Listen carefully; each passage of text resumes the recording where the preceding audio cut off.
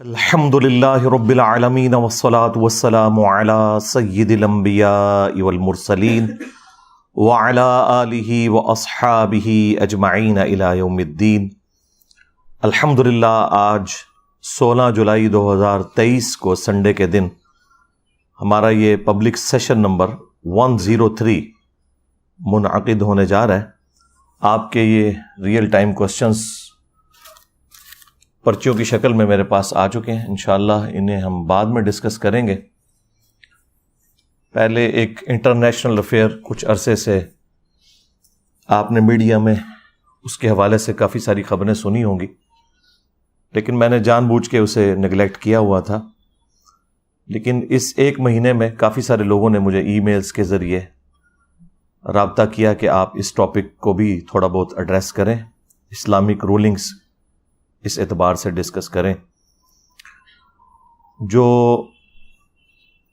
18 جون 2023 کو آلموسٹ ایک مہینہ پہلے ایک سبمرسیبل ٹائٹن کا ایک حادثہ ہوا تھا، جو ٹائٹینک بحری جہاز ڈوبا تھا 15 جولائی 1912 کو۔ اس کے ملبے کو، ڈیبریز کو دیکھنے کے لیے وہ لوگ گئے تھے ایک سیاحت کے طور پر۔ اس کے اعتبار سے اسلامک رولنگز کیا ہیں اس کو انشاءاللہ تعالی میں ڈسکس کروں گا۔ ٹائٹینک آپ کو پتہ ہے ایک اتنا بڑا بحری جہاز تھا کہ جس میں آلموسٹ 2 سے 2,500 لوگ بیٹھ سکتے تھے، اور جس شخص نے اسے ڈیزائن کیا اس کا یہ دعویٰ تھا کہ یہ کبھی ڈوبے گا نہیں۔ ظاہر ایک تکبر کا جملہ اس کی زبان سے نکلا، اور پریکٹیکلی پھر آپ نے دیکھا کہ وہ اپنے پہلے ہی سفر میں ڈوب گیا 1912 کے اندر، اٹلانٹک کے اندر، بحر اوقیانوس جسے ہم کہتے ہیں۔ اور اس کے اوپر 1997 میں ہالی ووڈ نے ایک فلم بھی بنائی تھی، وہ کافی زیادہ ہٹ ہوئی۔ وہ فلم ایگزیکٹلی اس طرح نہیں ہے، کچھ اس میں انہوں نے ظاہر ہے کہ ایسی چیزیں بھی داخل کی ہیں جس کی وجہ سے ذرا نوجوان نسل کا انٹرسٹ پیدا ہو جائے، ادروائز وہ جینوئنلی ایک چین تھی مسٹیکس کی جس کا اینڈ رزلٹ ٹائٹینک کے ڈوبنے پہ ہوا۔ اس کے حوالے سے مختلف آپ کو ویلاگز لوگوں کے مل جائیں گے، پھر میں وہ ریفر کروں گا دھروو راٹھی کو، جو ہمارے پڑوسی ملک انڈیا کے اندر ایک آپ سمجھ لیں ایجوکیشن کے پوائنٹ آف ویو سے بہت بڑی نعمت ہے۔ انہوں نے اس کے حوالے سے ایک تفصیلی ویڈیو بنائی ہے، وہ آپ دیکھیں۔ آلموسٹ 17 ملین لوگ وہ ویڈیو ان کی دیکھ چکے ہیں، فیکٹس اور فگرز کے ساتھ انہوں نے ساری چیزوں کو ڈسکس کیا۔ بہرحال یہ 1912 میں ٹائٹینک ڈوبا تھا، اور 1980s کے اندر نیشنل جغرافک چینل کے لوگ وہ اپنی ویڈیوز کے اعتبار سے ٹریولنگ کر رہے تھے اوشن میں، تو اسی ایکسپیڈیشن کے دوران انہوں نے اس کے ملبے کو دریافت کیا۔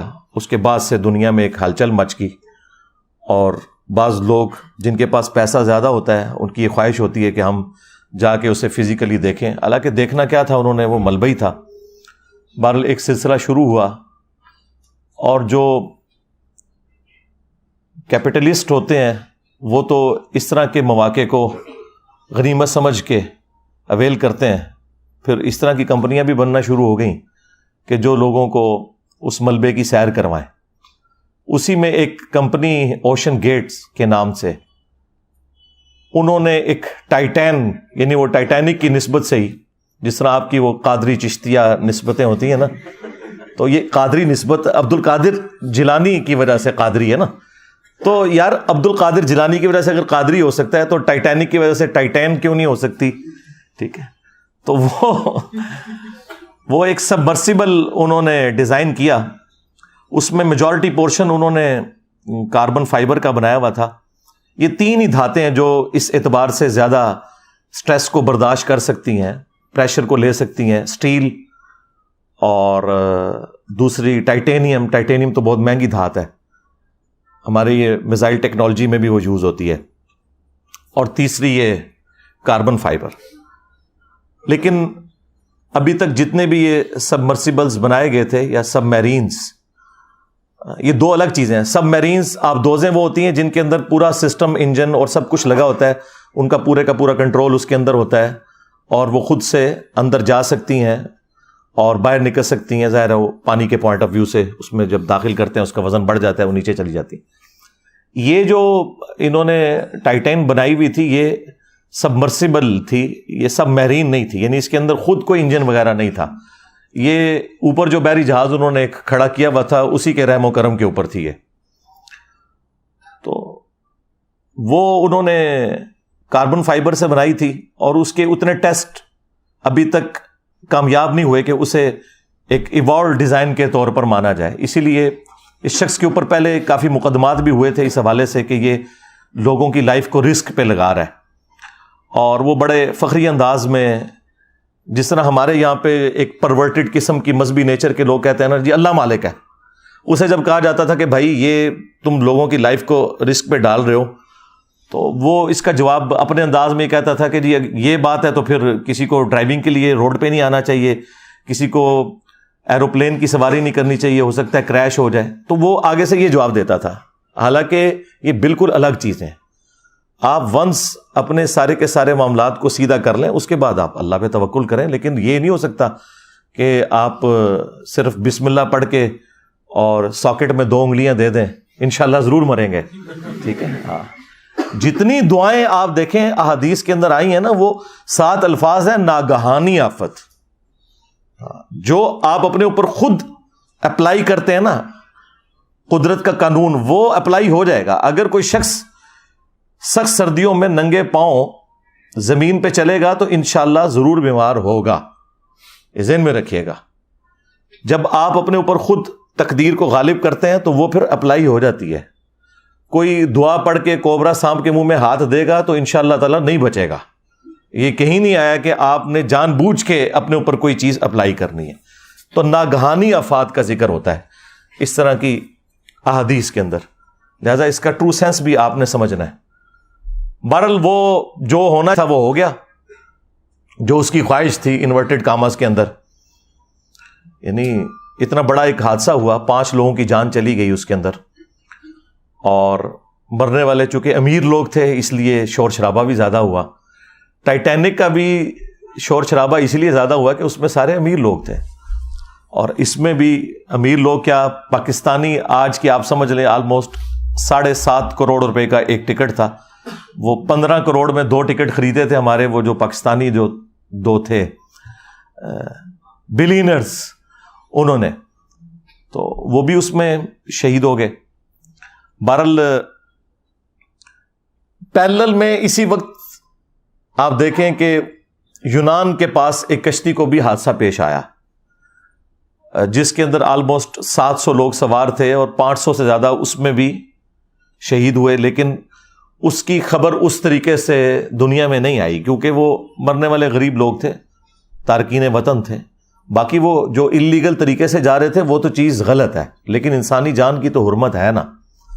وہ تو سورۃ المائدہ میں اللہ تعالیٰ نے واضح فرمایا کہ جس نے ایک جان کو بھی ناحق قتل کیا سوائے 2 ایکسیپشنز کے, یا وہ شخص فساد فی الارض کرنے والا تھا یا وہ قتل کے بدلے قتل والا معاملہ, اور وہ بھی جوڈیشری کے تھرو. ان 2 استثناء کے سوا کسی نے اگر کسی ایک جان کو بھی قتل کیا تو گویا اس نے پوری انسانیت کا قتل کر دیا, اور جس نے ایک جان کو بچایا گویا اس نے پوری انسانیت کو بچا لیا. بہرحال وہ غریب لوگوں کا تو اتنا کوئی پرسان حال نہیں تھا. بعد میں جب تھوڑی بہت ہمارے جیسے جن کو آپ لبرلز کہتے ہیں انہوں نے آواز اٹھائی تو اس کی وجہ سے دنیا کو ہوش آیا کہ یار یہ غریب لوگ بھی مرے ہیں, ان کے بارے میں بھی کوئی خبر آنی چاہیے. تو وہ جو 5 لوگ اس حادثے میں جاں بحق ہوئے ان میں اس ٹائٹین کا خود مالک بھی تھا, وہ بھی اس میں بیٹھا ہوا تھا. شاید اسی کی وجہ سے لوگوں کو یہ کانفیڈنس آیا کہ یہ اس کے اندر بیٹھا جا سکتا ہے. لیکن اس کے بیٹھنے سے کیا فرق پڑنا تھا, وہ تو ڈوب گئی. کوئی چھوٹا موٹا سفر نہیں تھا. 12,000 فٹ سمندر کی تہہ کے اندر, تو یہ آلموسٹ آپ سمجھ لیں 4 کلومیٹر بنتا ہے. جہاں پہ جا کے آلموسٹ 400 ٹائمز پریشر زیادہ ہو جاتا ہے جو کہ ہم ساحل سمندر کے اوپر یا سمندر کی اوپر والی سرفیس کے اوپر فیل کرتے ہیں. تو اس کے اندر تو کچومر نکل جائے گا بندے کا اگر وہ پھٹتی ہے. اور وہ پھٹی آپ کو پتا ہے کتنی دیر میں ہے جی؟ 1 ملی سیکنڈ کے اندر, جو آنکھ ریکارڈ بھی نہیں کر سکتی. امپلوڈ ہو گئی. ایک ایکسپلوڈ ہونا نا چیز کا کہ پھٹنا ایسے, ایک ہے کہ باہر سے اتنا پریشر لگا ہے کہ اس کا کچومر نکل گیا. اور اس حادثے نے دنیا کو یہ سبق سکھایا کہ جو لوگ یعنی اسباب کو صحیح طریقے سے اڈاپٹ نہیں کرتے اور پھر اس قسم کے جب حادثات ہوتے ہیں تو اس کے بعد سب سے پہلے اپنے آپ کو ملامت کرنا چاہیے. ہاں, اگر آپ نے اسباب صحیح طریقے سے اڈاپٹ کیے اور پھر کوئی ایک حادثہ ہو جائے وہ ایک معاملہ الگ ہے. اس کے بارے میں تو واضح حدیث موجود ہے صحیح مسلم کے اندر, اے ابو ہریرہ جو چیز تجھے نفع دے اس کے لیے خوب کوشش کرنا, کاہلی نہ کرنا, سستی نہ کرنا, اور پھر اللہ سے مدد طلب کرنا. یہ نہیں ہے کہ آپ خالی پیپر کے اوپر دروشی پڑھ کے پھونک کے آ جائیں, انشاءاللہ فیل ہو جائیں گے. جو چیز تجھے نفع دے اس کے لیے کوشش کرنا, سستی نہ کرنا, کاہلی نہ کرنا, اور پھر اللہ سے مدد طلب کرنا. پھر بھی اگر رزلٹ تیرے خلاف آئے تو پھر کہنا جو اللہ کی مرضی. پھر آپ نے یہ کہنا جو اللہ کی مرضی, اور یہ نہ کہنا کہ اگر یہ ہو جاتا تو اگر وہ ہو جاتا, اگر مگر شیطان کا دروازہ کھول دیتا ہے. یعنی اس کا مطلب یہ نہیں کہ آپ اپنے اس کیجول کو ریوزٹ نہیں کر سکتے, وہ کریں آپ ضرور, لیکن ہوتا ہے نا بعض لوگ پیڑ ڈال کے بیٹھ جاتے ہیں کہ بس میری زندگی ختم ہی ہو گئی جی, بس میرے کو ہو گیا جی. یہ معاملہ نہیں ہونا چاہیے جو آپ بالکل ایک روگ لگا کے بیٹھ جاتے ہیں. کوشش پوری کریں, اپنی طرف سے محنت پٹ کریں, اور اس کے بعد معاملات اللہ کے اوپر چھوڑ دیں. بہرحال یہاں پہ وہ حادثہ ظاہر ایک تکلیف دہ چیز ہے, اور پاکستانیوں کے لیے اس اعتبار سے بھی تھا کہ پاکستانی بھی اس میں بیٹھے ہوئے تھے, اور اس کی وجہ سے ہماری خبروں کے اندر بھی وہ مسلسل چلتا رہا کہ جی اب اتنے گھنٹوں کی آکسیجن رہ گئی ہے اور اب یہ ہونے والا ہے اور وہ ہونے والا ہے. الٹیمیٹلی وہی خبر آئی کہ جو نہیں آنی چاہیے تھی, لیکن بہرحال ایک معاملہ ہو گیا, حادثہ ہوا. اب اس کے اوپر اسلامک رولنگز کیا ہیں؟ سب سے پہلے تو آپ یہ سمجھ لیں کہ یہ جتنا فزیکل فینومینا آف نیچر ہیں, قانون قدرت ہیں, یہ اللہ تعالیٰ کے بڑے محکم قوانین ہیں. اور اگر یہ قوانین اس طریقے سے نہ چل رہے ہوں تو کوئی بھی سائنٹیفک انوینشن پاسبل نہ ہو. اگر آگ 10 دفعہ جلانے کے اوپر صرف 5 دفعہ جلے اور 5 دفعہ نہ جلے, پرابیبلٹی اس کی 50% ہو, تو پھر آپ کوئی انجن ڈیزائن نہیں کر سکتے, نہ ڈیزل انجن نہ پیٹرول انجن. یہ بڑے محکم قوانین ہیں. البتہ اللہ تعالیٰ ان قوانین کا کوئی پابند نہیں ہے, اس سے یہ باہر نہیں ہے. اسی لیے پوری انسانی تاریخ میں اکا دکا مرتبہ اللہ تعالیٰ نے اپنے قانون قدرت صرف پروفٹس کے لیے توڑے, اور اس کی وجہ یہ تھی کہ اللہ تعالیٰ نے ان کی نبوت کو منوانا تھا. لہٰذا ان چیزوں کو ایز اے رول نہیں آپ پیش کر سکتے. کوئی شخص یہ نہیں کہہ سکتا کہ میں بھی عیسیٰ ابن مریم کی طرح اولاد چاہتا ہوں اور میں نے شادی نہیں کرنی. تو وہ سیدہ مریم کے لیے خصوصیت تھی, اسے اسلام نے کبھی رول بنا کے پیش نہیں کیا. چونکہ یہ گاڈ کے قوانین ہے تو گاڈ اپنے قوانین توڑ سکتا ہے, لیکن رول کے طور پہ یہ نہیں ہے. وہ ابراہیم علیہ السلام کے لیے ایک ہی دفعہ آگ ٹھنڈی ہوئی ہے, موسیٰ علیہ السلام کے لیے سمندر میں راستہ ایک ہی دفعہ بنا ہے. اس کے بعد تو مطلب یہ معاملات نہیں ہوئے ہیں, لوگ شہید ہی ہوئے ہیں. رومن امپائرز کی بیٹل فیلڈز کے اندر کئی صحابہ اکرام ہیں جنہیں تیل کے کڑاؤں میں زندہ جلایا گیا ہے, روسٹ ہو گئے ہیں, نہیں بچے. کتنے ہیں جو سمندر میں ڈوب کے غرق ہو گئے, نہیں بچے. تو یہ معاملات جنرل رول نہیں ہے. جنرل رول اللہ تعالیٰ کے جو ہے وہی فزیکل فینومینا آف نیچر ہے, اور وہ اسی طریقے سے چلتے ہیں, اور ان کے اوپر کسی کا زور نہیں ہے. وہ آپ نے تمام اسباب اڈاپٹ کرنے ہیں. دیکھیں اللہ تعالیٰ ان تمام چیزوں کو اپنی طرف منسوب کرتا ہے. وَلَهُ الْجَوَارِ الْمُنْشَآتُ فِي الْبَحْرِ كَالْأَعْلَامِ, اور اسی کے ہیں جہاز جو سمندروں میں تیر رہے ہیں پہاڑوں کی مانند. وہ اس وقت بڑے بڑے بادبان والے جہاز ہوا کرتے تھے, تو اللہ نے فرمایا یہ میرے ہیں جو کہ یہ تیر رہے ہیں, اور یہ اللہ کے حکم سے تیر رہے ہیں. یہ سارے کے سارے معاملات اللہ تعالیٰ اپنی طرف اس لیے منسوب کرتا ہے کہ فزیکل فینومینا آف نیچر جو ہے، جو قدرت کے قوانین ہیں، یہ اللہ تعالیٰ نے محکم بنایا ہے. اگر یہ چیزیں نہ ہوں تو کوئی بھی چیز پاسبل نہ ہو. وہ ہمارے ایک فزکس کے پروفیسر ہیں ہود بھائی، وہ کہتے ہیں میں جہاز میں بیٹھا ہوا تو ایک بندے سے میں نے پوچھا یہ جہاز کون اڑا رہا ہے؟ تو اس نے کہا اللہ اڑا رہا ہے.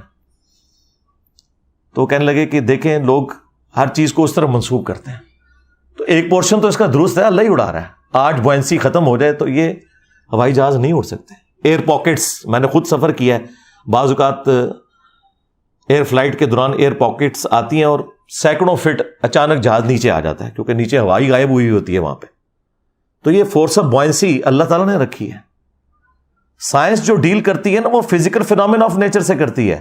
ہاں، اور یہ سائنس کی عاجزی ہے کہ وہ اس سے پیچھے نہیں جاتی.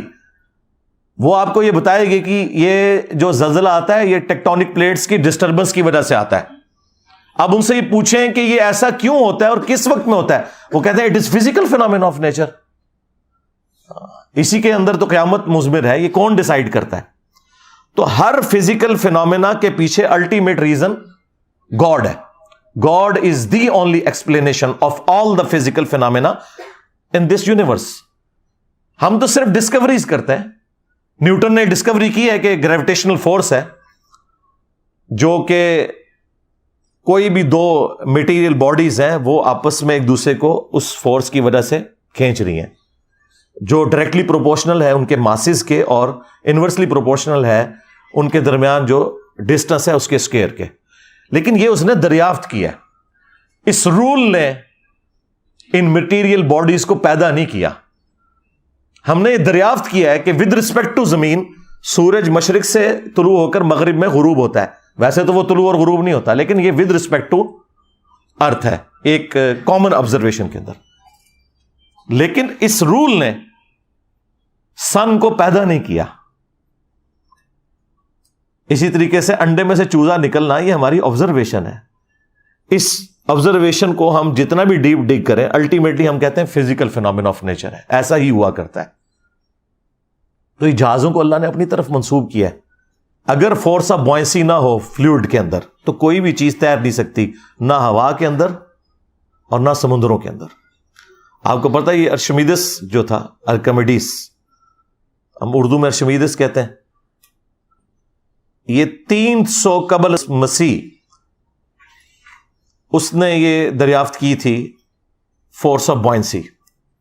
اس وقت وہ ٹب میں نہا رہا تھا اور جب اس طرف اس کا دماغ گیا، نہ تو لوگ صدیوں سے رہے تھے بس جس کے اوپر اللہ تعالیٰ قدرت کے قوانین کھول دے، تو وہ اتنا خوش ہوا کہ وہ بغیر کپڑوں کے ہی اٹھ کے باہر نکلا کہ میں نے پا لیا، میں نے پا لیا. کیا پا لیا؟ اس رول کو اس نے سمجھ لیا کہ یہ جو فورس اوپر کی طرف لگتی ہے اس کی کیلکولیشن کیسے ہوگی فورس آف بوئنسی کی، اور اس کے اوپر ہی آج سارے کے سارے معاملات چل رہے ہیں. ایک سوئی سمندر میں ڈوب جاتی ہے لیکن لاکھوں ٹن وزنی جہاز نہیں ڈوبتا. کیوں؟ کہ وہ فورس آف بوئنسی کا جو قانون ہے اس کو مد نظر رکھتے ہوئے بنایا جاتا ہے. فورس آف بوئنسی یہ ہے کہ جب بھی کوئی فلوٹنگ آبجیکٹ سمندر یا پانی میں رکھا جائے تو جب وہ پانی کے اندر ڈوبنے لگتا ہے، یہ پانی کے اوپر رکھا جاتا ہے تو وہ پانی کو ڈسپلیس کرتا ہے. وہ جتنا پانی ڈسپلیس کرتا ہے، آپ دیکھتے ہیں بحری جہاز بھی کچھ ڈوبا ہوا ہوتا ہے کچھ باہر نکلا ہوتا ہے، وہ جتنا پانی ڈسپلیس کرتا ہے نا اس پانی کا جتنا وزن ہے نا اس وزن کے برابر فورس اوپر کی طرف لگتی ہے، اسے فورس آف بوئنسی کہتے ہیں. اگر وہ فورس اس جہاز کے وزن کے برابر ہو پھر تو وہ جہاز تیر سکتا ہے، یا زیادہ ہو تب تو تیر سکتا ہے، لیکن اگر جہاز کا وزن اس سے زیادہ ہو جائے پھر جہاز ڈوب جائے گا. تو بحری جہاز یہ آپ کو دیکھنے میں اسٹیل کی سٹرکچر نظر آ رہی ہے لیکن اندر سے ہالو بنائے جاتے ہیں تاکہ جو اتنا بڑا سرفیس ایریا ہے اس کے اندر اس کا وزن کم ہو، اس کی ڈینسٹی کو کم کرنے کے لیے. وہ سارے کا سارا نہیں لوہے کا بنا ہوا ہوتا، اندر ساری ہوا ہے، صرف ایک چادر ہی ہے یا اندر ایک اسٹیل سٹرکچر ہے تھوڑے تھوڑے فاصلے کے اوپر ٹرسز کی فارم کے اندر. تو اسی لیے ہوائی جہاز ہوا میں اڑتے ہیں کہ وہ فورس آف بوئنسی کو اوور کم کر لیتے ہیں اور وہاں وہ آپ چیز اپلائی کرتے ہیں جیٹ انجن کے ذریعے. ظاہر ہے کہ وہ جہاز کو آپ جتنا بھی ہلکا بنائیں ہوا سے زیادہ ہلکا تو نہیں بنا سکتے، تو وہاں پہ پھر ہم انجن کو یوز کرتے ہیں تاکہ فورس آف بوائنسی جو ہے وہ پلس یہ سپورٹ کر سکے کہ وہ اڑ سکے۔ اور یہاں پر جو بحری جہاز ہیں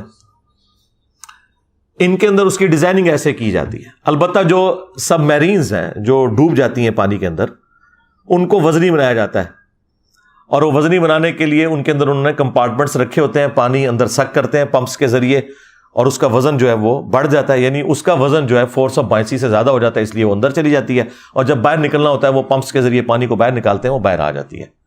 تو یہ ایک اس کا بیسک پرنسپل ہے۔ بہرحال یہاں پر جو یہ سبمرسیبل تھی یہ باہر نہیں نکل سکی، اندر ہی سب کا کچومر نکل گیا، اور اس کے بعد پھر مختلف قسم کی گفتگو لوگوں میں ہونا شروع ہو گئی کہ کسی نے کہا یہ حرام موت مر گئے ہیں، کیا ضرورت تھی اتنا پیسہ خرچ کرنے کی، اور کسی نے کہا جی شہید ہو گئے ہیں۔ بہرحال یہ دونوں ایکسٹریم رویے ہیں۔ میرا خیال ہے کہ کوئی حرج نہیں ہے اگر کوئی شخص اس اعتبار سے اگر کوئی ریلائبل سواری ہے اور اس میں سفر کرنا چاہتا ہے، خواہ وہ ہوائی جہاز ہو یا سبمرسیبل ہو یا سب میرینز ہوں یا بحری جہاز ہوں، بشرطے کہ وہ تمام کے تمام رولز کو کنسیڈر کر کے بنائے گئے ہوں، تو اس میں کوئی حرج نہیں ہے، اس کا رائٹ ہے۔ اگر کسی کو اللہ نے پیسہ دیا ہے تو چاہے وہ ہوائی جہاز میں مہنگے والا ٹکٹ لے کے سفر کرے، خواہ وہ کسی سبمرسیبل میں اس اعتبار سے سفر کرے، تو یہ جواز کی حد تک تو درست ہے۔ لیکن یہ بات درست ہے کہ اس سے زیادہ حقدار وہ لوگ ہیں جن کے پاس 2 وقت کی روٹی نہیں کھانے کے لیے، ان کے اوپر پیسہ لگایا جائے بجائے اتنے مہنگے کاموں میں لگانے کے۔ اور میرا خیال ہے وہ انہوں نے کیا دیکھنا تھا، اس سے بہتر تو ہم بڑی سکرین کے اوپر دیکھ لیتے ہیں، ادھر تو سکرین بھی چھوٹی سی تھی، اس میں سے کیا نظر آنا تھا۔ اس سے بہتر فارم میں ہم گھر بیٹھ کے اپنے ایئر کنڈیشن کمرے کے اندر وہ سارے کے سارے مناظر دیکھ سکتے ہیں۔ بہرحال قرآن حکیم میں اللہ تعالیٰ نے مختلف مقامات کے اوپر زمین میں سیر کرنے کا، چلنے پھرنے کا حکم دیا ہے، لیکن وہ سب کچھ عبرت کے لیے ہے، اور اس اعتبار سے آپ کو ضرور سفر کرنا چاہیے۔ اسلام گاڈ اورینٹڈ ہے۔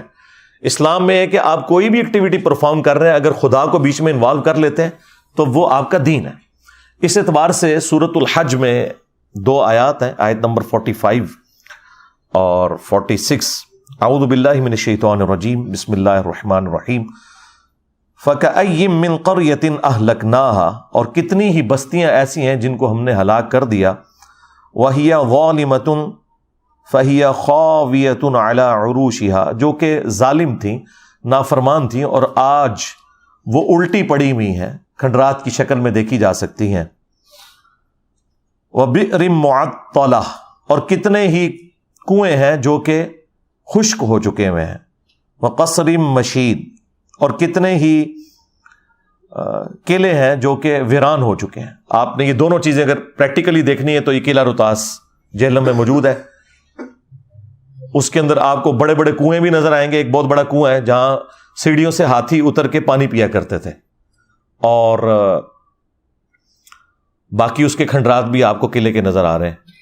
تو اللہ تعالیٰ فرما رہا ہے کہ یہ تمام چیزیں جو ہے یہ اللہ تعالیٰ کی اس اعتبار سے نشانیاں ہیں۔ افلم یسیروا فی الارض، تو کیا انہوں نے زمین میں سیر کر کے گھوم پھر کے نہیں دیکھا؟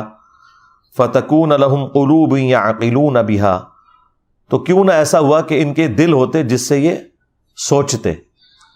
اب انسٹرومنٹ آف انٹلیکٹ ہارٹ ہے یا برین، اس کے اوپر بھی میری ویڈیو ریکارڈ ہے، دونوں ہیں، اور جو اس وقت لیٹسٹ اس اعتبار سے ڈسکوریز ہوئی ہیں میں نے ساری ڈسکس کی ہیں، گوروں کی ویڈیوز لگائی ہوئی ہیں اس میں، تو دونوں ہیں۔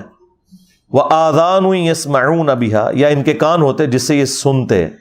فَإِنَّهَا لَا تَعْمَى الْأَبْصَارُ، تو بے شک آنکھیں اندھی نہیں ہوتی، وَلَٰكِن تَعْمَى الْقُلُوبُ الَّتِي فِي الصُّدُورِ، بلکہ دل اندھے ہو جاتے ہیں جو سینوں میں ہے، اور دل سے مراد عقل، وہ سینے میں بھی ہو سکتی ہے، وہ دماغ میں بھی ہو سکتی ہے، دونوں چیزیں درست ہیں۔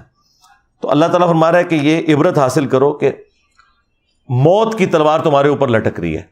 اس اعتبار سے ٹائٹینک کا ملبہ، ڈیبریز دیکھنا، وہ بھی اسی کیٹیگری میں فال کرتا ہے کہ اتنی وجاہت کے ساتھ لوگ نکلے تھے اور موت کا شکار ہوئے۔ اس سے آپ عبرت حاصل کریں، انہیں کوئی برا نہیں کہنا، لیکن اس میں احتیاط کا پہلو اپنی جگہ ہونا چاہیے. وہ قرآن میں واضح یونیورسل ٹروتھ آیا ہے وَلَا تُلْقُوا بِأَيْدِيكُمْ إِلَى التَّهْلُكَةِ, اپنے ہاتھوں سے اپنے آپ کو ہلاک مت کرو.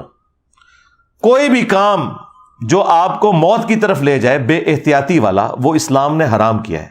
اسی کے تحت میں نے کہا کہ سگریٹ پینا حرام ہے کیونکہ یہ سلو پوائزننگ ہے.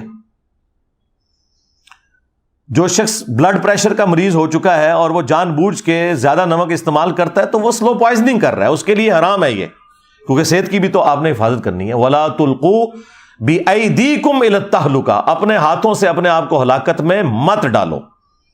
ہر وہ کام جو بے احتیاطی کے اوپر مبنی ہے, ایک شوگر کے مریض کے لیے زیادہ چینی کا استعمال, ایک بلڈ پریشر کے مریض کے لیے زیادہ نمک کا استعمال, یہ تمام کی تمام چیزیں ہیں جو آپ کو موت کی طرف لے کے جاتی ہیں. اور زندگی ایک نعمت ہے, اس سے بڑی کوئی نعمت نہیں ہے, اس کی قدر کرنی ہے. تو یہ اس حوالے سے اسلام کا واضح رول ہے کہ آپ نے احتیاط کا دامن نہیں چھوڑنا. صحیح بخاری اور صحیح مسلم دونوں کے اندر حدیث موجود ہے کہ اللہ کے محبوب صلی اللہ علیہ وآلہ وسلم نے فرمایا کہ برتن رات کو ڈھانپ دیا کرو, کیونکہ برتنوں کے اندر کوئی چیز بھی داخل ہو سکتی ہے, کوئی زہریلی چیز, کتنی ڈیتھس ہوتی ہیں. اور چراغ بجھا دیا کرو رات کو سونے سے پہلے. آگ انسان کی دشمن ہے, بعض اوقات چوہا اس بتی کو لے جاتا ہے اور سارے گھر والے جل جاتے ہیں. یہ نبی الاسلام نے فرمایا, کیونکہ بخاری مسلم میں آتا ہے کہ رسول اللہ صلی اللہ علیہ وآلہ وسلم کے مبارک زمانے کے اندر ایک گھر تھا جس میں رات کو دیا جل رہا تھا اور وہ دیا بجھانا بھول گئے. اس کی وجہ سے وہ چوہا جو ہے جب وہ اس دیے کی بتی کو لے کے بھاگا تو جہاں جہاں سے وہ گزرا وہ آگ لگ گئی اور وہ جل کے راکھ ہو گئے. تو نبی اسلام فرمایا رات کو آگ بجھایا کرو. آج کے اعتبار سے آپ نے رات کو جو اکثر سنتے ہیں, خصوصاً ہمارے پنڈی اسلام آباد میں تو یہ ہر سال واقعہ ہوتا رہتا ہے کہ رات کو ہیٹر بند کرنا بھول گئے. آٹومیٹک ہیٹرز جو ہیں وہ تو تھوڑے مہنگے آتے ہیں, وہ ہر بندہ افورڈ نہیں کر سکتا. تو جب لوڈ شیڈنگ ہوتی ہے تو وہ بند ہوتا ہے, اور جب پھر گیس آتی ہے تو کتنے لوگ اس میں مارے جاتے ہیں. ابھی تو یہ بڑی نیکی کرتے ہیں ہمارے سوئی ناردرن اور ساؤدرن کے لوگ کہ اس کے اندر سلفر مکس کی ہوئی ہوتی ہے. ادروائز آپ کو پتہ ہے یہ جو زمین سے گیس نکلتی ہے اس کی اسمیل نہیں ہوتی, اس کے اندر خود اسمیل ڈالی جاتی ہے تاکہ کہیں پہ لیکیج ہو تو آپ کو پتہ چل جائے. بہرحال نبی اسلام کے زمانے میں وہ چوہا بتی اس لیے لے گیا تھا کہ اس وقت جو دیے تھے وہ کھانے والے تیل میں بنائے جاتے تھے. اس زمانے میں مٹی کا تیل دریافت نہیں ہوا تھا. مٹی کا تیل اگر چوہا پی لے تو مر جائے گا. ہاں, کئی لوگوں کو جن کو جوئیں پڑی ہوتی ہیں تھوڑا سا وہ مٹی کا تیل لگائیں, یا کسی کے وہ دانت میں ایشوز ہوتے ہیں تو وہ لگاتے ہیں, تو وہ تو ایک زبردست اس اعتبار سے کیورنگ چیز بھی ہے. تو وہ اس زمانے میں مٹی کا تیل نہیں, وہ کھانے کا تیل ہوتا تھا. امیر لوگ زیتون کا تیل استعمال کرتے تھے, عام غریب لوگ جو ہیں دوسرا گھر میں کوئی گھی جو نکالا جاتا ہے اس کو یوز کرتے تھے. تو وہ ظاہر ہے کہ وہ ایک مرغوب غذا ہے چوہے کی, تو وہ اس کو کھانے کے چکر میں آتا تھا, اور وہ تو پھر جل رہا ہے اور پھر جہاں جہاں سے گزرے گا آگ لگے گی. یہ جو مٹی کا تیل ہے یا ڈیزل ہے یا پیٹرول ہے, یہ تو میرے بھائی اس کو تو 200 سال بھی نہیں ہوئے. یہ اگست 1859 کے اندر پہلا تیل کا کنواں نکلا تھا پنسلوینیا امریکن ریاست کے اندر. اس سے پہلے کسی بزرگان دین کو نہیں پتا چلا کہ زمین کی گہرائیوں کے اندر تیل موجود ہے. سر ایڈون نے دریافت کیا تھا, اتنی بڑی داڑھی تھی, ہے کرسچن تھے وہ, کرنل ایڈون. تو آج اگر مسلمان ہوتے تو آپ سارے رحمت اللہ علیہ ان کو کہہ رہے ہوتے تو بزرگ تو پھر ان کو مانے نا, ان کو بھی حساتی طور پہ یہ سارا ہوا. وہ آج تک انہوں نے وہ کنواں تیل کا باقی رکھا ہوا ہے, لوگ اس کی زیارت کے لیے آتے ہیں کہ پہلی دفعہ انسانیت کو پتہ چلا کہ زمین کے نیچے اتنا بڑا خزانہ موجود ہے تیل کی شکل کے اندر.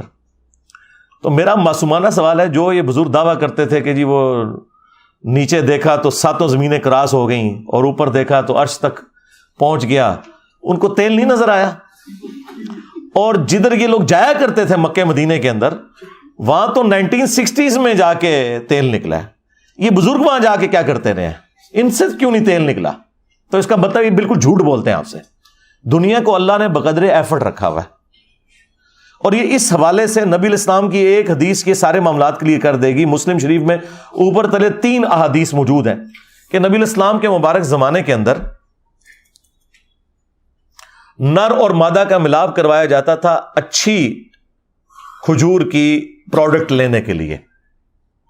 تو نبی علیہ السلام ایک جگہ سے گزرے اور لوگ اس طرح کر رہے تھے, تو آپ نے فرمایا ایسا نہ کرو تو کیا ہے؟ ان کا یا رسول اللہ ہماری فصل کم ہوتی ہے. نبی علیہ السلام یہ کہہ کے وہاں سے چلے گئے.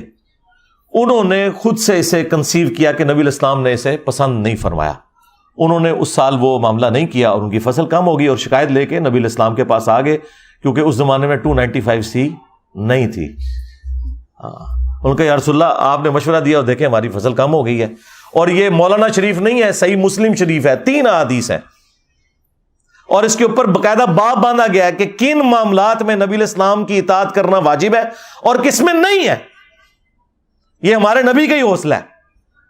یہاں تو جاہل لوگ ہیں, انہیں مسئلہ نہ بھی پتا ہو تو کوئی نہ کوئی جھوٹ سچ مکس کر کے بتا دیتے ہیں. نبی علیہ السلام کے پاس جب شکایت آئی تو آپ نے فرمایا میں نے تو منع تو نہیں کیا تھا. ان کا یا رسول اللہ ہم نے تو یہی سمجھا. تو آپ علیہ السلام نے فرمایا کہ اگر میں دین کے حوالے سے تمہیں کوئی مشورہ دوں اللہ کے ریفرنس سے, وہ لے لیا کرو. البتہ تمہارے دنیاوی امور کے اندر اگر میں کوئی مشورہ دوں تو وَأَنْتُمْ أَعْلَمُ بِأَمْرِ دُنْيَاكُمْ, تم دنیا کے کاموں کو مجھ سے بہتر سمجھتے ہو. ظاہر نبی علیہ السلام کا تو ایکسپیرینس نہیں تھا کھجور کی فصل کے اعتبار سے, آپ کا ایکسپیرینس تھا بھیڑ بکریاں چرانے کے اعتبار سے, تجارت کے اعتبار سے. اور نبی علیہ السلام نے کوئی اس میں شرمندگی محسوس نہیں کی کہ تم دنیا کے کاموں کو مجھ سے بہتر سمجھتے ہو. اگر میں دینی معاملے میں کوئی مشورہ دوں وہ لے لو, دنیا میں کوئی مشورہ دوں تو تم بہتر سمجھتے ہو, اگر وہ مشورہ درست ہو تو لے لو, ادروائز وہ میری رائے ہے. ٹھیک ہے. آج لوگ اعتراض کرتے ہیں کہ جی نبی علیہ السلام نے ایٹم بم بنانے کا طریقہ کیوں نہیں آپ کو بتایا؟ اس لیے کہ نبی علیہ السلام ہمارے ہدایت کے امام تھے, انہیں اللہ تعالیٰ نے اس فیلڈ کے لیے نہیں بھیجا ہوا تھا. قرآن بھی کوئی سائنس کی کتاب نہیں ہے, سائنس کی کتاب ہے. فزیکل فینومینا آف نیچر جو ایک کامن آبزرویشن کے اندر ہے, باقی اتنی ڈیٹیلز تو بتانے کی ضرورت نہیں ہے, وہ انسانیت نے وقت کے ساتھ خود لرن کرنی ہے. جب اللہ نے آپ کو برین دے دیا ہے تو کریٹر آف برین جو ہے اس نے اتنی بڑی دولت آپ کو دے دی ہے کہ اس کے بعد کوئی اور ذریعہ نہیں ہے جس کو آپ کہیں کہ یہ سب سے بڑا ذریعہ ہو سکتا ہے خدا تک پہنچنے کا. دماغ بہت بڑا ذریعہ. اللہ نے انسان کو وقت کے ساتھ یہ ایوولوشن کرائی ہے, ترقی کروائی ہے. بہرحال نبی علیہ السلام نے کہا کہ میں اگر دنیا کے اعتبار سے کوئی مشورہ دوں تو تم بہتر سمجھتے ہو اپنے کاموں کو. تو یہاں پہ نبی صلی اللہ علیہ وآلہ وسلم نے یہ مشورہ دیا کہ رات کو دیے بجھا دیا کرو. اسی طریقے سے ابو داؤد میں ایک حدیث ہے کہ جو شخص ایسی چھت پر سوئے کہ جس کی منڈیر نہ ہو تو اس کا ذمہ پھر اٹھ گیا, یعنی پھر وہ اس کی ذمہ داری اپنے اوپر ہے. اگر وہ نیند میں چلتے ہوئے یا غلطی سے نیچے گر جاتا ہے, مر جاتا ہے, تو کوئی لینا دینا نہیں, اس نے جان بوجھ کے لیے اپنے لیے ایک موت کا گڑھا کھودا ہے.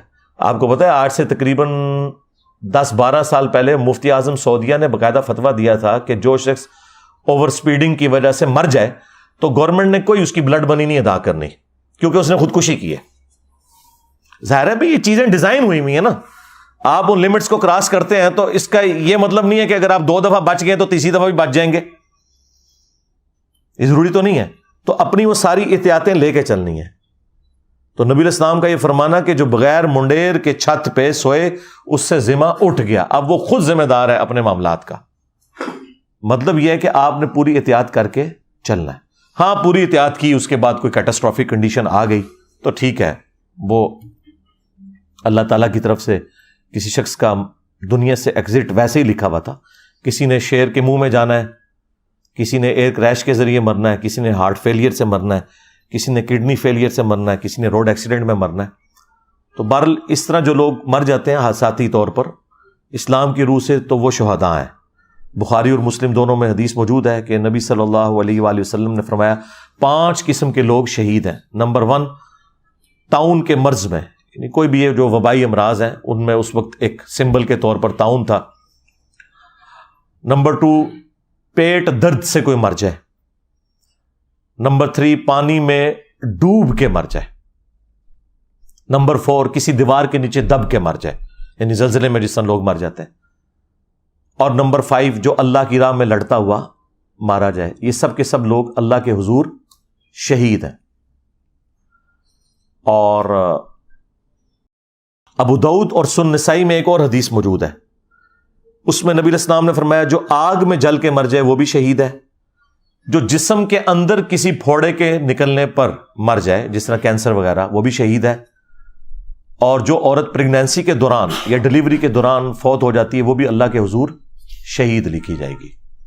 تو اس اعتبار سے ایک شہید والا معاملہ ہے، وہ اپنی جگہ ہے، لیکن جان بوجھ کے ایسے معاملات کرنا، اپنے آپ کو ہلاکت میں ڈالنا کہ وہ خودکشی کے زمرے میں آ جائے، تو وہ تو بڑا ایک سخت معاملہ ہے اسلام میں۔ بخاری مسلم میں حدیث موجود ہے، نبی علیہ السلام نے فرمایا کہ جو شخص جان بوجھ کے خودکشی کرتا ہے، سوئیسائڈ کرتا ہے، کوئی شخص، پھر نبی علیہ السلام نے اسے ایکسپلین کیا، کوئی شخص تیز دھار کا آلہ اپنے پیٹ میں مارے یا زہر پی لے یا اپنے آپ کو بلندی سے گرا لے، تو جس طریقے سے وہ اپنے آپ کو موت کا شکار کرے گا، جہنم میں یہی عذاب اس کے اوپر مسلط کیا جائے گا، وہ بار بار اپنے آپ کو اسی طریقے سے تکلیف دیتا رہے گا، والعیاذ باللہ تعالی۔ حتیٰ کہ صحیح مسلم میں آیا کہ ایک خودکشی والے کا جنازہ لایا گیا تو نبی علیہ السلام نے کہا کہ میں اس کا جنازہ نہیں پڑھوں گا۔ آپ صلی اللہ علیہ وآلہ وسلم خودکشی والے کا جنازہ نہیں پڑھتے تھے، لیکن چونکہ مسلمان ہے تو جنازہ ہوگا، وہ کافر نہیں ہے، لیکن جو ڈومیننٹ پرسنالٹیز ہیں انہیں پروٹیسٹ کے طور پر ایسے لوگوں کا جنازہ نہیں پڑھنا چاہیے تاکہ ڈسکریج ہو وہ سارا کا سارا معاملہ۔ ہمارے جیلم شہر میں آج سے آلموسٹ 14 سال پہلے میرے ایک اسٹوڈنٹ تھے، آلموسٹ 15-16 سال اس کی عمر تھی، اس نے حفظ کیا ہوا تھا، دعوت اسلامی کے وہ مدرسے میں پڑھتا تھا، تو نیا نیا میرے درس میں آنا شروع ہوا، پھر اس کے ساتھ کوئی ایسے معاملات ہوئے تو اس نے وہ تیزاب پی کے نا وہ خودکشی کر لی۔ جیلم کی تاریخ کا سب سے بڑا جنازہ ہوا تھا، لیکن میں نے جنازہ نہیں پڑھا، حالانکہ وہ اسٹوڈنٹ تھا۔ میں نے کہا میں نے نہیں جانا، اس کی وجہ یہ ہے کہ اس سے تو یہ چیز پھر پروموٹ ہوگی۔ خودکشی والے کا جنازہ نبی صلی اللہ علیہ وآلہ وسلم نے نہیں پڑھا، البتہ صحابہ کرام نے ضرور پڑھا، ظاہر مسلمان ہے، اسے دفنانا ہے، اور اگر اللہ چاہے تو اس کی مغفرت بھی کرے۔ وہ مسلم شریف میں ایک حدیث موجود ہے، ایک صحابی تھے سابقون الاولون میں سے، ہجرت مدینہ انہوں نے کی ہوئی تھی، تو انہیں کوئی بیماری ایسی لگ گئی کہ انہوں نے پھر خودکشی کر لی، اپنی ہاتھ کی رگیں کاٹ لیں۔ اسی دوران وہ جب مر گئے تو کچھ عرصے بعد ایک دوسرے صحابی تھے، انہوں نے انہیں خواب میں دیکھا، اور خواب میں دیکھا کہ ان کی حالت تو ٹھیک ہے لیکن وہ ہاتھ انہوں نے کپڑے سے باندھا ہوا ہے اور چھپایا ہوا ہے۔ تو وہ کہتے ہیں میں نے اسے پوچھا تمہارے ساتھ کیا معاملہ ہوا؟ انہوں نے کہا اللہ نے مجھے بخش دیا ہجرت کی وجہ سے، نبی علیہ السلام کے ساتھی ہونے کی وجہ سے، البتہ یہ میرا ہاتھ جو ہے نا یہ اللہ نے ٹھیک نہیں کیا، کیونکہ اللہ نے فرمایا یہ تم نے خود خراب کیا تھا۔ تو یعنی بخشنے کے باوجود یہ معاملہ چل رہا ہے۔ پھر نبی علیہ السلام نے ان کے لیے دعا کی کہ اے اللہ اس کے ہاتھ کو بھی درست کرتے، تو حضور کی دعا کا چلے کوئی حصہ مل گیا۔ ادروائز اس سے یہ بھی پتہ چلا کہ نبی علیہ السلام نے خودکشی والے کے لیے دعا کی ہے مغفرت کی، اس میں کوئی حرج نہیں ہے، دعا کی جا سکتی ہے، لیکن یہ عمل ایسا ہے کہ اسے ڈسکریج کرنا چاہیے، اس کو پروموٹ نہیں کرنا چاہیے، اور جو کوئی اس قسم کی ایکٹیویٹیز پرفارم کرتے ہیں ان کی ان ایکٹیویٹیز کو اس اعتبار سے ڈسکریج کرنا چاہیے تاکہ مستقبل میں کوئی اور اس طرح کی ایکٹیویٹی پرفارم نہ کرے خودکشی کرنے والی۔ میں نے ہر اینگل سے اسے اس حوالے سے ڈسکس کیا تاکہ جو ایکسٹریم رویے ہیں وہ اپنی جگہ سیٹل ہو جائیں۔ بعض لوگ جو ہیں وہ اسی شہادت کی کیٹیگری میں فال کروا رہے ہیں کہ جی پانی میں ڈوب کے مر گئے ہیں، اور بعض لوگ کہہ رہے ہیں نہیں انہوں نے خودکشی کر لی ہے، انہوں نے جان بوجھ کے ایسا معاملہ کیا ہے۔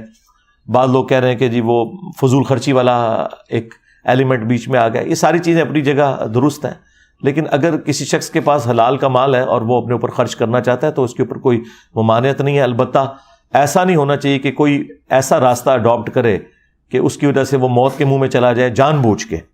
ہاں اگر احتیاط پوری کی ہوئی ہے تو ٹھیک ہے، کوئی حرج نہیں، اس کے بعد اگر کوئی شخص اس طرح کے حادثے کا شکار ہوتا ہے تو کوئی ایسا معاملہ نہیں ہے، لیکن اپنی طرف سے احتیاط پوری ہونی چاہیے۔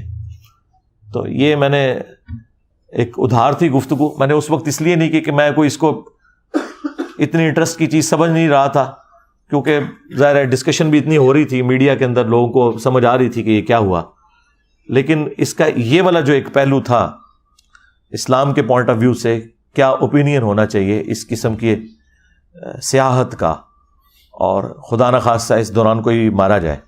اسی طریقے سے لوگ جو ہے یہ کوپہمائی والا معاملہ بھی کرتے ہیں، کوئی حرج نہیں ہے، لیکن گریجولی کریں۔ اب یہ کوئی بہادری نہیں ہے کہ بغیر آکسیجن کے جی اتنے میں نے بلندی پہ چلا گیا ہوں. یعنی اپنی احتیاط تو ساری کی ساری کرنی ہے. ہماری انجینئرنگ کی فیلڈ کے اندر بھی یعنی میں تو کسی کو اس طرح کام کرتے ہوئے دیکھوں تو میں اسے ڈانٹتا ہوں. کوئی گرائنڈر چلا رہا ہے اور اس نے چشمہ نہیں لگایا ہوا, ٹھیک ہے, اسی طریقے سے ماسک نہیں پہنا ہوا, تو یہ آپ انہیل کر رہے ہوتے ہیں ہر چیز, اور بعض اوقات پھر آپ کو پتا ہے کوئی اتنی سی چھوٹی سی ایک ڈیبری ٹوٹ کے کسی مٹیریل کی آنکھ میں جا کے لگتی ہے, بینائی ضائع ہو جاتی ہے, تو اس سے پہلے آپ وہ احتیاط کیوں نہیں کرتے؟ اسی طریقے سے جو مشین کے اوپر کھڑے ہونے والے لوگ ہیں انہیں بالکل یہ شلوار قمیض نہیں پہننی چاہیے. کتنے لوگوں کی ڈیتھ ہوگی اس کی وجہ سے. وہ مخصوص لباس ہے جو آپ نے پہننا ہے. موٹر بائک پہ آپ بیٹھے ہوئے ہیں تو آپ نے ہیلمٹ کا استعمال ضرور کرنا ہے, اور وہ خالی اوپر پہننا نہیں ہے, اس کو نیچے سے ایسے لاک بھی کرنا ہے تاکہ جب آپ زمین پہ گرے ہیں تو وہ ہیلمٹ آپ کے سر کو بچائے. ادروائز اگر یہ لاک نہیں ہوگا تو ہیلمٹ پہلے اتر کے سائڈ پہ ہوگا, سر آپ کا پھر زمین کے اوپر لگ جائے گا. اس طریقے سے اگر گاڑی میں بیٹھے ہوئے ہیں تو سیٹ بیلٹ آپ نے باندھنی ہے. میں جب بھی بیٹھتا ہوں, ڈرائیور باندھے نہ باندھے, میں نے ضرور باندھنی ہوتی ہے اگر میں فرنٹ سیٹ پہ بیٹھا ہوں. آپ نے اپنی احتیاط پوری کرنی ہے, اس کے بعد اللہ کی مرضی. لیکن اگر آپ احتیاط نہ کریں اور آپ کہیں میں دعاؤں کے بل بوتے کے اوپر یہ سارے کے سارے معاملات چلاؤں گا, تو میرے بھائی ایسا نہیں ہوا کرتا, بالکل ایسا نہیں ہوتا, ایسا تو نہیں ہوتا. ہاں, وہ سارے کے سارے معاملات آپ نے لے کے چلنے ہیں.